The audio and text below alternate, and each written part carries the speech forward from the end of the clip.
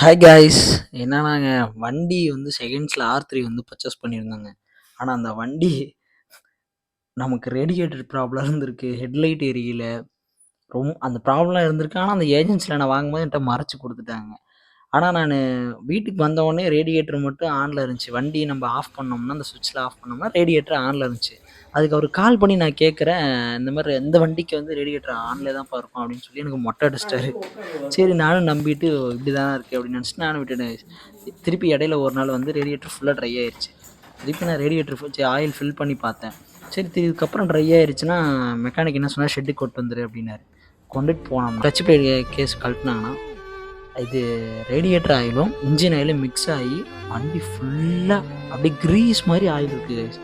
ரொம்ப எனக்கான கஷ்டமாயிருச்சு. நானும் கிட்டத்தட்ட ஒரு 200 கிலோமீட்டர் கூட அந்த வண்டி நான் ஒழுங்காக ட்ரைவ் பண்ணியிருக்க மாட்டேன்.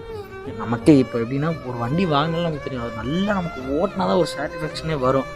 ஆனால் எனக்கு இந்த மாதிரி ஆயிடுச்சு. எனக்கு அந்த வண்டியை டெய்லியும் போய் ஷெட்டில் பார்த்துட்டு வரேன். கிட்டத்தட்ட 22 நாள் ஆயிடுச்சு ஷெட்டுக்கு போயிடுச்சு. டெய்லியும் நான் அந்த வண்டியை போய் பார்க்காம எனக்கு தூக்கமாக வர மாட்டேங்குது. டெய்லி போய் பார்க்குறேன் அந்த வண்டியை. ரொம்ப கஷ்டம் கைஸ். இன்னும் ஒரு இந்த 1 வீக்குள்ளே வண்டி ரெடி ஆயிரும்னு நினைக்கிறேன். கண்டிப்பாக எனக்கு ரெடி ஆயிடுச்சுன்னா கண்டிப்பாக ரெடி ஆயிரும் கைஸ், நான் நம்புகிறேன். Okay bye. நெக்ஸ்ட் வீடியோ கண்டிப்பாக இந்த வண்டியில் நம்ம என்னென்ன பண்ணணும் அதை பற்றி தான் கைஸ் வீடியோ இருக்கும். Okay bye.